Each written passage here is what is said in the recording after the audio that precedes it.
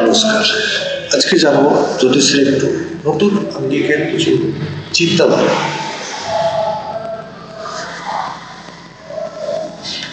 রবি, লগ্নে রবি আমরা সবাই জানি ভালো, কিন্তু কোনোদিন ভেবে দেখেছেন কি রাজার জীবন, পরিবারে আমাদের পিতার জীবন কেমন? পিতা অর্ডার করে, শাসন করে, কিন্তু পিতার জীবন কি খুব ইজি? একটু তার জীবনটা দেখবেন তো। সরকার যতক্ষণ চেয়ারে থাকে, কোনো অঘটন ঘটলে কার দায়িত্ব? কার? সরকারের। লগ্নে রবি, জীবন সংঘর্ষময়। কোনো কিছু ঘটলে দায়িত্ব যখন তার, তাহলে তার ভয় থাকে, এই বুঝি ক্ষমতা গেল। কিন্তু রাজা ভয় পায়, কারণ চেয়ার যায়, তাহলে সে তার দুর্বলতা লুকিয়ে রাখে। রবির স্বভাব কিরকম? কম কথা বলা।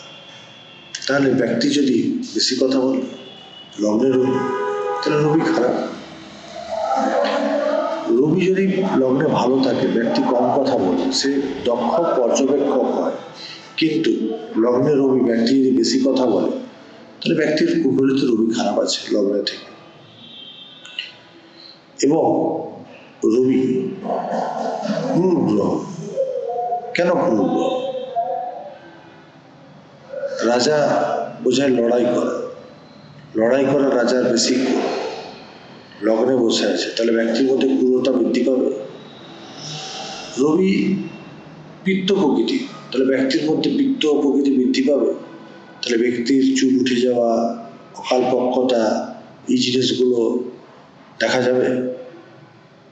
এবং লগ্নে রবি, রবি হচ্ছে অগ্নি, তাহলে ব্যক্তির মধ্যে অগ্নি বেশি থাকবে, তাহলে ব্যক্তির যদি অগ্নি বেশি থাকে, খিদা বেশি পাবে, বারবার খাবে। আর যদি ব্যক্তি বারবার না খায়, গ্যাস, অ্যাসিডিটি, এগুলো প্রবলেম হবে। ভবিষ্যতে যদি জুপিটারও খারাপ থাকে, আলসার হতে পারে। এইভাবে সূক্ষ্মভাবে